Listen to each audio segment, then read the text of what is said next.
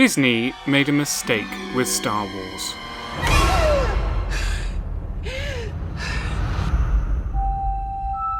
And there's a lot I like about these films. They recapture the aesthetic of the originals in a way that feels authentic, whilst making some bolder choices that distinguish these films in their own right. Nevertheless, there are some serious problems. And though you and I may disagree about what those problems are, we cannot deny the audience reaction was not the one Disney intended, or even anticipated. We know Disney have changed their strategy as a result. The Rise of Skywalker took great pains to address complaints, going so far as to outright retcon plot points of previous films. And while it's not entirely clear if and how release schedules have changed, the announcement of a slowdown after the disappointing box office results of Solo certainly seems like Disney reassessing their approach. So Disney must feel they took a step in the wrong direction, and many fans agree. What's less clear is exactly what their mistake was. Now, I'm sure there are plenty of people more than willing to answer that question for me, but I doubt all those answers will be the same. Is it even possible to identify the one decision Disney made, which we can all agree has led to the situation they're in now? Yeah, probably not. So instead, I'm going to look at 3 decisions. Here are 3 answers to the question, what was Disney's mistake?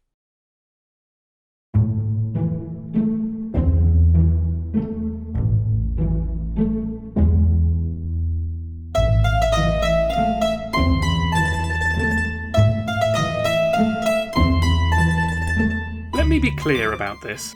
I'm not calling this the easy answer because it's dumb or bad or wrong. There's a pretty clear case to be made that the negative reaction to the sequel trilogy only really got going after the release of The Last Jedi. However, it's not so easy to call The Last Jedi a bad film. Yes, it was the target of a very vocal backlash. But it was also a critical darling. Okay, but even a controversial film counts as a mistake. Perhaps worse than if the film had simply been bad. An unhappy audience can be appeased, but a divided audience is impossible to please. With this film, Disney may have backed themselves into an unwinnable position. However, this does make it harder to identify what caused the reaction. It's easy to say why a bad film is bad, but for a film this polarizing, how can you reach a verdict which is objectively true? Cards on the table, I liked The Last Jedi. If you didn't, I'm not going to tell you you're wrong. I mean, I am going to disagree with you, but what I won't do is dismiss your point of view. It might be easier to lump you all together with the worst aspects of the backlash, the review bombers, the Twitter harassers, and the fandom gatekeepers. But since 2017, I've discussed this film with a lot of people. Friends and strangers, online and offline, of various ages, backgrounds, and levels of fandom, who do not share my perspective. And even though I find their points of view hard to understand, it's clear they're reacting to something real that I just cannot see. So, in a bid to understand, I'm going to try and make the case for why The Last Jedi is bad, from the perspective of someone who thought it was good.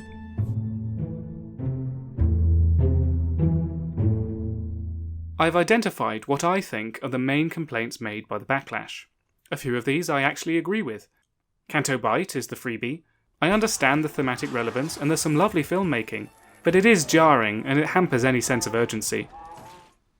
Admiral Holdo doesn't quite work either. While I don't share the rancour some people hold towards her, I don't think the film is always confident in how it manages our opinion of her. I suspect the reason she was introduced, rather than using a familiar character, is because we're meant to distrust her initially. But since Poe has already been set up as having an unhelpful disregard of authority, I generally side with her in their disagreement. Even so, while I don't think she had any obligation to tell Poe her plan, there is a moment right... No, you are not just a coward, you are a traitor!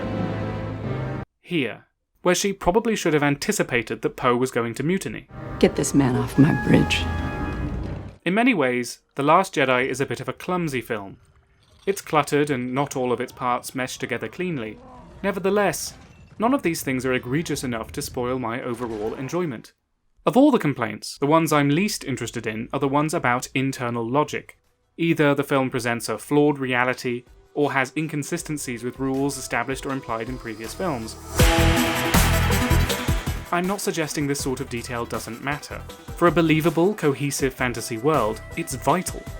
But the science of Star Wars has always been a bit woolly. Deliberately so, because it affords writers this sort of wiggle room. The scenarios presented in The Last Jedi are specific enough that it's debatable whether or not they break internal logic. Even with the most egregious example, the so-called Holdo maneuver, the film still presents a number of caveats as to why this works in this specific situation. It's not a watertight defense, but it is debatable. Most of the logical sticking points are similarly vague, which is why it's so easy for discussion about this film to get bogged down in granular details. If shoddy logic was the camel that broke your immersion, I can't fault you for that. It's possible The Last Jedi pushed that boundary too far, or too conspicuously. However, the reason I'm more willing to overlook this sort of thing is because I enjoyed the film overall. We are more prepared to suspend our disbelief for films we enjoy. It's not the first time Disney has played fast and loose with science, but in more highly rated films, they've gotten away with it. And it's a time-honoured tradition in fandom to justify inconsistencies. Sometimes fanon like this spawns entirely new stories. Whether or not it makes sense, the Holdo maneuver is a stunning piece of filmmaking. And I can't help but feel it would not be criticised quite so harshly if it had been the only issue people had. These sorts of logical criticism, even if they're perfectly valid, don't really get to the heart of what people disliked about The Last Jedi. Which leaves us with what I feel are the core complaints about story and character. But while these do take a bigger bite into the meat of people's dissatisfaction, these are also the hardest complaints for me to understand. They are the precise same things that are praised most highly about this film. But how could the portrayal of Luke be a bold and moving interpretation, and an utter betrayal of his character?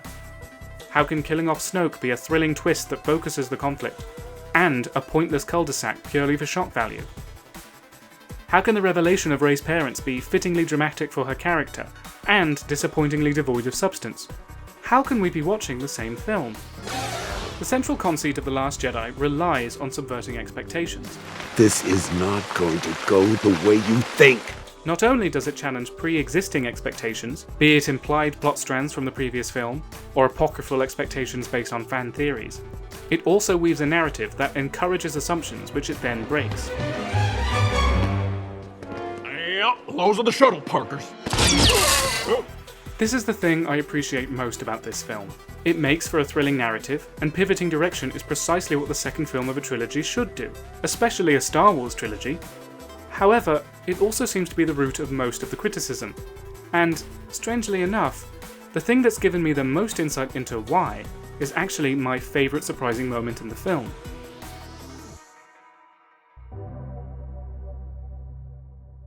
She was having a blast. The minute she finished, she grabbed me and said, "I'd better be at the forefront of 9, because Harrison was front and centre on 7, and Mark is front and centre on 8. She thought 9 would be her movie. And it would have been." I am a die-hard Carrie Fisher stan. For her books, for her one-woman show, for her novel interpretation of Twitter, for her wonderfully sardonic sense of humour. I hope I slept with you to get the job, because if not, who the hell was that guy? Of all the legacy players, she was the one I was most excited to see reprise her classic role. So when she passed away in 2016, her appearance in The Last Jedi gained an unintended significance as her final performance. And following Disney's announcement that, rather than editing Leia out of the story, that they would be preserving that performance instead, it meant I already had a lot of emotions about this film before I even sat down to watch it. And then, 30 minutes in, this happened. Was this a rewrite? Had they edited her out after all? After they said they wouldn't? How could this be the final performance they wanted to preserve? For 2 minutes, I felt utterly betrayed. Until I burst into tears.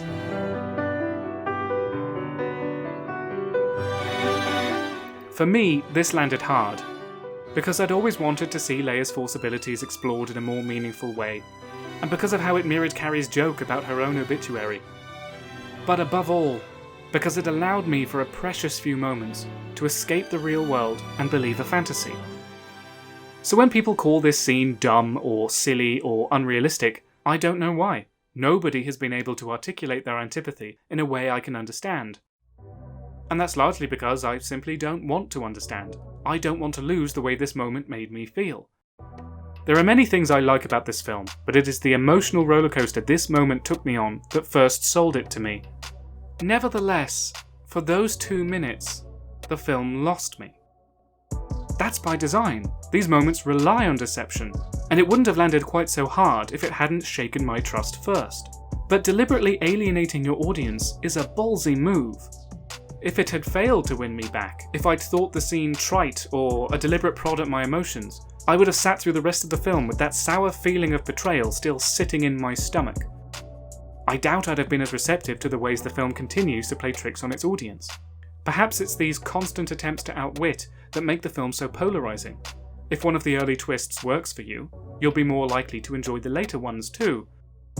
But if it loses you, and fails to win you back, each surprise that follows is only going to deepen that dissatisfaction. And the thing is, I'm not sure how in control of my reaction the film was. Rian Johnson didn't know the significance this moment would come to hold when he wrote it. Leia's surprise death would not have been as plausible, nor her resurrection as meaningful, if Carrie Fisher hadn't passed away. And my reaction is fairly specific to me. I'm hardly the only fan of Carrie, but not everyone relates to her in the same way I do. The powerful reaction I had happened almost by accident. I'm not going to call challenging your audience a mistake. Disney could have made a safer film, but then we might be discussing how their trilogy is boring and derivative. To make something truly great, you need to take risks. I'm not even convinced the backlash is a bad thing. It certainly got people talking about Star Wars. That said, The Last Jedi is a little reckless in the way it prods things it knows fans feel strongly about. And if it wasn't in control of my positive reaction, it's certainly not in control of the negative ones. To say The Last Jedi is a bad film is an easy answer, because that's not the only reaction people had. Even the backlash is not just one opinion, it's several overlapping ones. The fandom has never been more diverse. Star Wars spans 3 generations of films over 40-odd years. It shouldn't be surprising that not everyone responded to being challenged in the same way. The Last Jedi is purpose-built to evoke a strong reaction, and that is exactly what it received. So if the film made a mistake, it was failing to be mindful of what that reaction might be.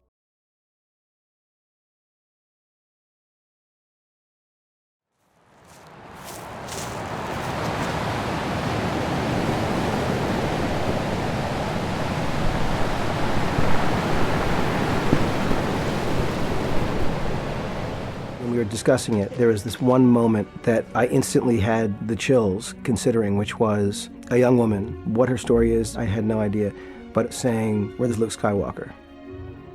It was so titillating, the notion that this character who we all know would be discovered by some new young heroine was incredibly intriguing, and it just felt to me like that was a great starting point for a story.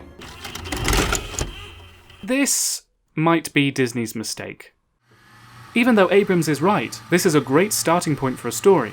So good, in fact, the idea of passing the torch to a new generation has become baked into the heart of Disney's Star Wars trilogy. It's not just a new generation of characters, but of films, actors, and fans. Whether Abrams intended it or not, this trilogy has become about our own relationship to Star Wars, mirrored in Rey's relationship to Luke Skywalker and his legacy. And that comes with a problem. It just felt like every time Luke came in and entered the movie, you just took it over. Suddenly you didn't care about your main character anymore because, oh fuck, Luke Skywalker's here. I want to see what he's gonna do. How do you tell a story about Luke when the story isn't about Luke?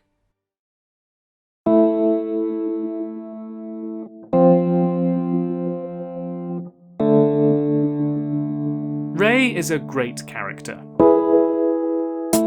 Though not everyone agrees on that. She's been called overpowered, which isn't entirely unfair. Abrams has a history of writing young characters possessing skills beyond their years. I can do that! I can do that! But in Star Wars, young people with unexplained magical abilities are already a thing. People question how she's able to fight without training, even though the films make it clear she trained herself. Her fighting style is deliberately clumsy as a result. But worst of all, she's been called a Mary Sue, a term people used to mean she has no character flaws. And I could go into what a Mary Sue technically is and whether or not it's intrinsically bad for a character to have no flaws. But here's the thing, Rey does have a flaw, and it defines her. I know all about waiting. For my family. They'll be back. One day. Come on. Whomever you're waiting for on Jakku, they're never coming back. So you're with the Resistance? With the Resistance, yeah.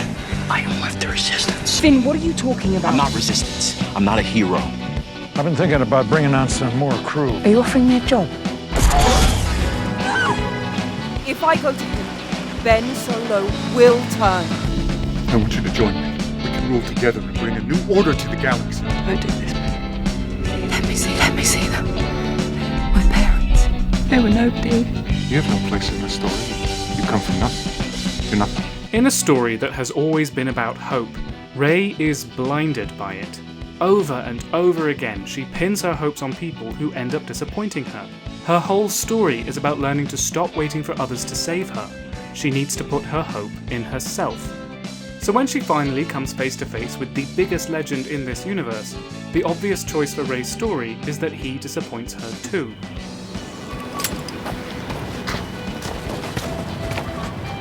All of which means, the first time Luke Skywalker returns to cinema in 34 years, he's a bit of a letdown. On purpose. It's a perfectly valid creative decision. His return to cinema was bound to disappoint some people, so why not make that the story? But some have argued this interpretation of Luke is out of character. And, in a way, that's true. Not because this version of Luke is inconceivable. His self-imposed exile mirrors the way both his mentors responded to losing an apprentice to the dark side. And the fact he considered striking down an enemy, even a family member, in a moment of passion isn't exactly unprecedented. It might seem contradictory for Luke to repeat his old mistakes after we've already seen him learn from them, but people do be like that sometimes. You did well, Anakin. No, what makes this out of character is that Luke is not the protagonist anymore.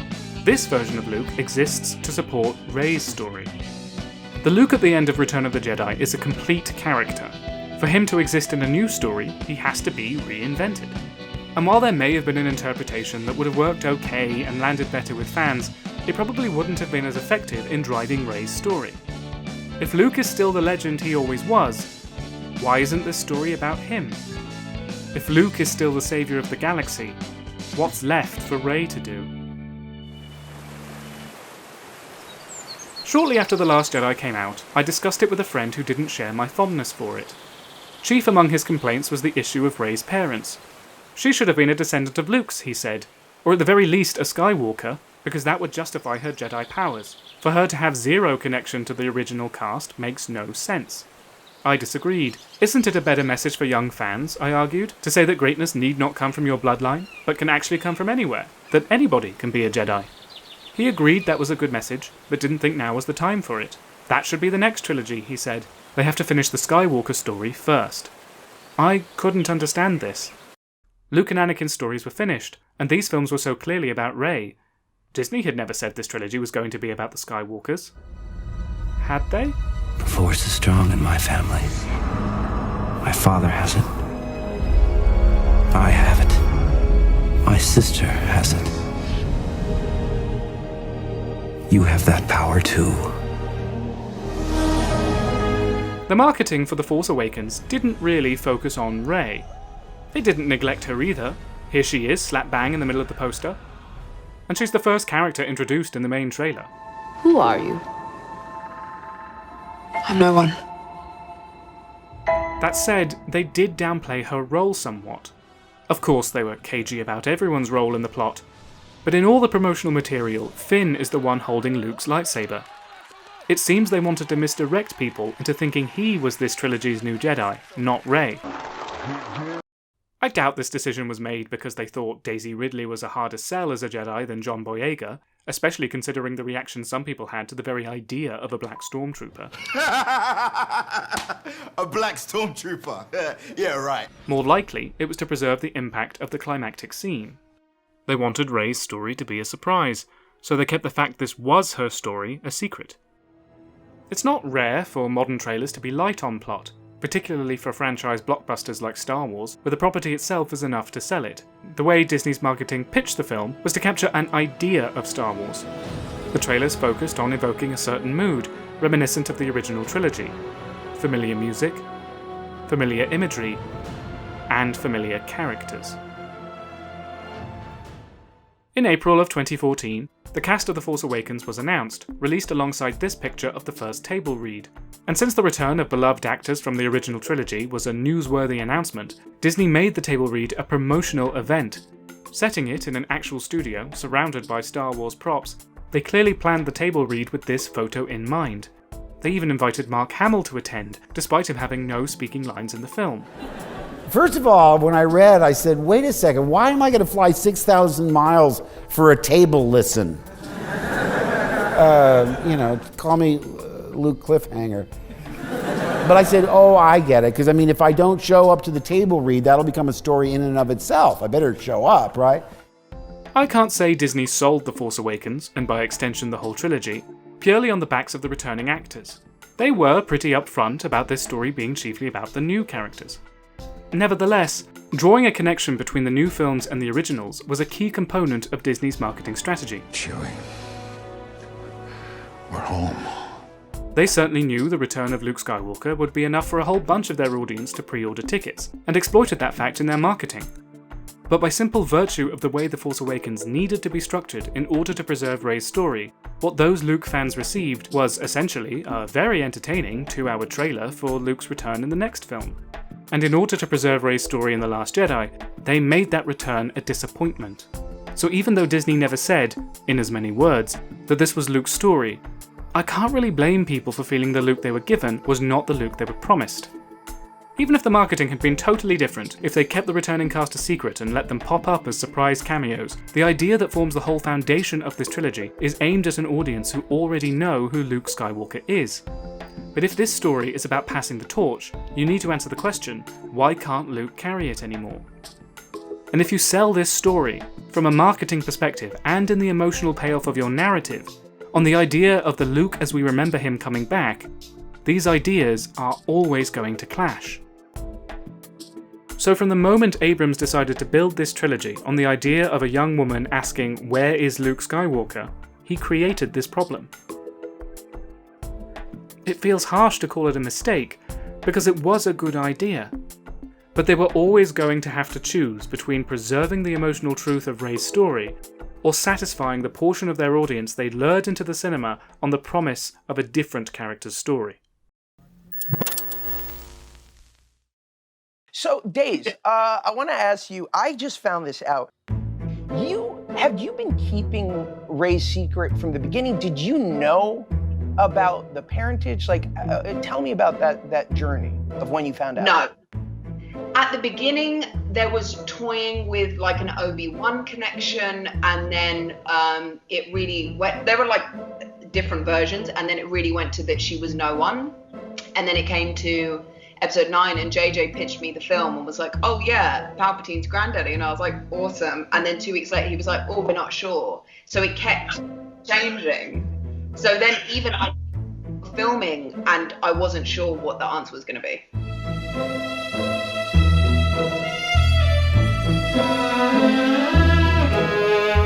Accusations that Disney had no plan first emerged after The Last Jedi. People felt certain plot decisions, Snoke's death, Rey's parentage, showed a careless disregard for stories set up in the previous film. These fears were essentially confirmed by director Rian Johnson, who, in interviews and on Twitter, spoke about his surprise at the amount of freedom he had. I was truly able to write this script without bases to tag and without a big outline on the wall. Others shared this surprise, if less welcomely. To embark upon a brand new Star Wars trilogy without considering the overall direction, allowing a new creative voice to just take over and do whatever they wanted, seemed pretty cavalier.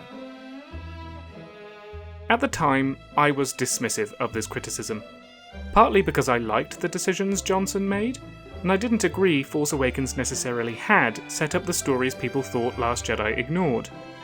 Okay, certain details had been left vague, presumably on the off chance a future writer might wish to explore them, but that's not the same thing as setting up a plot. Sure, it's only natural for fans to speculate about these sorts of detail, but there was never any guarantee there was a greater meaning behind them. As far as I'm concerned, aside from the cliffhanger, The Force Awakens only made one hanging plot thread explicit. Where'd you get that? A good question. For another time. Which, in the films at least, has never been addressed. Yet nobody seems to complain about this in the same way. Mainly, however, I disagree with the assertion that trilogies like this need a plan. Plans always change. Not everything in the filmmaking process is in your control. Maybe audiences don't react in the way you expected. Maybe a beloved cast member tragically passes away. Maybe your lead actor has a car accident and you need to justify his facial scars. Or maybe you're still negotiating a contract and literally have to put a character on ice because you don't know if they'll return for film 3. And sure, this approach might mean you accidentally write a love triangle between characters you don't yet realise are going to be revealed as twins, but it's not foolish to afford yourself some flexibility. When you release a story in installments, it's just the nature of the beast that it's best to focus on one story at a time. Keep your concentration here and now where it belongs. There's no point making decisions about films in the future when the chances of you even getting to make those films depend on decisions you're making now. What's more, it's risky to commit to something early and find yourself 2, 3, 4 years later unable to change your mind. And lacking a plan doesn't mean each film exists independent of the others. It's perfectly possible to identify themes and plot strands in one film and then iterate on them in the next, which I'd argue is what Johnson did. J.J. Abrams was executive producer on The Last Jedi. He endorsed those decisions, as did Kathleen Kennedy. If Johnson made the wrong choice, it's not because nobody was keeping an eye on what he was doing. Many successful trilogies are made like this. It wasn't a mistake for Disney to approach their trilogy in this way. Or so I thought. Until...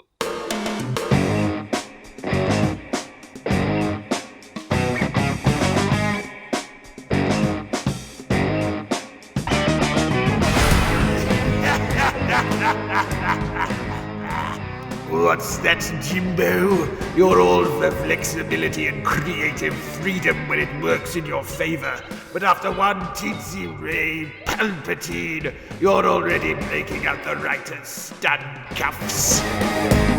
Look, I'm not just complaining that The Rise of Skywalker went back on things I liked in The Last Jedi. I mean, I hate it, but it was hardly unexpected.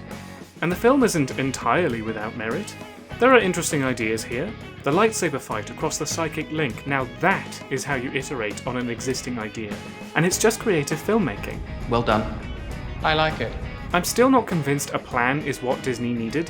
Nevertheless, The Rise of Skywalker proves that flexibility isn't always a good thing. It's more than just pivoting direction. It's like they made a list of every complaint people made about The Last Jedi and addressed them one by one. Retconning Rey's parentage, explaining Snoke's origins, Luke returning like the second coming of Christ, reducing Rose's presence to the point she literally refuses the call to adventure, not only giving Rey an entire training montage, but also mentioning it in the goddamned opening crawl. Do you believe she can swing a lightsaber yet? By addressing every single complaint, they also legitimized them. Even if a complaint is valid, by doing a complete U-turn, it just comes across as lacking confidence. And for complaints made in the worst possible faith, fueled by sexism and racism, to acquiesce to that is just cowardly. Cowardly is how this film comes across.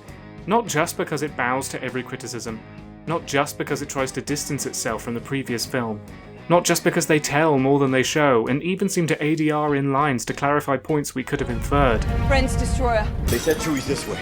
Not just because they pretend to kill Chewie and can't even wait 2 minutes before reassuring the audience he's fine. Not just because they wanted brownie points for a blink and you'll miss it lesbian kiss, yet shying away from the queer chemistry that even the actors were pushing to explore. Personally, I kind of hoped and wished that maybe that would have been taken further in the other films, But most cowardly of all, this film is so desperate to be liked that it neglects the emotional journeys of its characters in favour of nostalgia. Luke will do that thing he tried to do on Dagobah, remember? And remember Lando Calrissian? We know who he is, 3PO. He's here too. he's got like 3 small scenes. And Palpatine's the big villain again, like he always should have been. Look forward to Rey facing down a man she's never met, angry he ordered the hit on her parents who she barely remembers. And in the end, Rey will beat Palpatine, not with the emotional culmination of her arc, but with the symbolism. Because this is more about the legacy of Star Wars than it is about the characters. We may remember Tatooine, but Leia doesn't, so why is her ghost there at the end? We may revere the name Skywalker, but all the Skywalkers Rey's ever known have been kinda shitty to her, so why does she identify with it? And Chewie gets a medal, and doesn't that just sum it all up? This isn't just a reference to the ending of A New Hope, where Han and Luke receive medals. It's a reference to fans observing that Chewie didn't get one for some reason. This detail has been questioned and discussed and put into comics and turned into a million memes, but it's not significant in the films. If Chewie himself ever felt any angst about the oversight, we've not seen him express it. This moment has nothing to do with Chewie as a character. It exists purely because the fans will recognise it. In 10 or 20 years' time, Star Wars is going to be in a different place. The whole discourse about these films, the reviews, the backlash, the memes, will have moved on. But since so much about The Rise of Skywalker depends on its audience being familiar with these things, once that context fades, it's going to become meaningless. However, while The Rise of Skywalker is the most egregious of the Disney trilogy for this sort of audience grovelling, it's not the first to do it. In the same way Rise responds to criticisms of The Last Jedi, The Last Jedi responds to criticisms of The Force Awakens. Critics and audiences accused Force Awakens of being too similar to A New Hope, so it's no accident that Last Jedi goes out of its way to subvert Star Wars tropes. And since The Force Awakens ends with Rey giving up on her parents, I can't help but wonder if The Last Jedi would have felt the need to address the question of her ancestry if it hadn't been such a hot topic in the fanbase. Last Jedi even responds to early complaints about Rey's supposed lack of training. You were unbalanced, bested by a girl who had never held a lightsaber. You failed! And while this is a more confident way of responding to a complaint, by suggesting the critique was the intended reading all along, it still legitimizes it. The Force Awakens had already done enough to justify why Rey won this fight. The Force, Ren's injury, he wants to recruit Rey to the dark side, planet is exploding. That's more than enough. But some people didn't believe it, and Disney didn't want to tell them they were wrong. The Force Awakens does this too. The similarity to A New Hope is no accident. The film knew people had lost confidence since the prequels, so it distanced itself, instead associating with the more fondly remembered original trilogy. From the very first line of the film, it is trying to regain trust. This will begin to make things right. At the time, I would have said this is a good approach. But, looking back, it just seems like the seed of Disney's customer is always right mentality was there from the beginning. Listening to fans is one thing, but if you excommunicate everything that doesn't immediately spark joy with everybody, it becomes very difficult to tell a consistent, cohesive story. The result is a trilogy that doesn't feel connected. All the films are pulling in different directions, constantly re-evaluating what this trilogy wants to do. Rise of Skywalker does not finish the same story Force Awakens started. And after reading John Boyega's comments that they didn't know what to do with his character, I have to agree. Finn and Rey's relationship was the most crucial in the first film. Then in Last Jedi, instead of developing that relationship, he spends almost the whole film separated from Rey. And in Rise, they set up this secret that Finn wants to share with Rey. Rey! Rey, I never told you when! Only to completely forget about it. What were you going to tell Rey before? You still on that? And sure, it's all very well me saying the missing details of The Force Awakens were never guaranteed to be significant, but re-examining them with the context of the completed story, it feels like these details were left vague because Disney didn't know they wouldn't be significant. If they'd known Snoke was never intended to be the final villain, maybe they would have made him a bit less mysterious. If they'd known Rey's parents were going to be nobody, we might have seen them in the flashback, instead of implying significance through omission. If they'd known what they were going to do with Luke, they might not have hyped up his return in the same way. If they just sat down before starting and maybe fleshed out a few potential directions, perhaps an overall goal or message or a loose outline, oh god. Yes. Search your feelings. Please don't make me say it. Do it. They should have had a plan. They should have had a plan.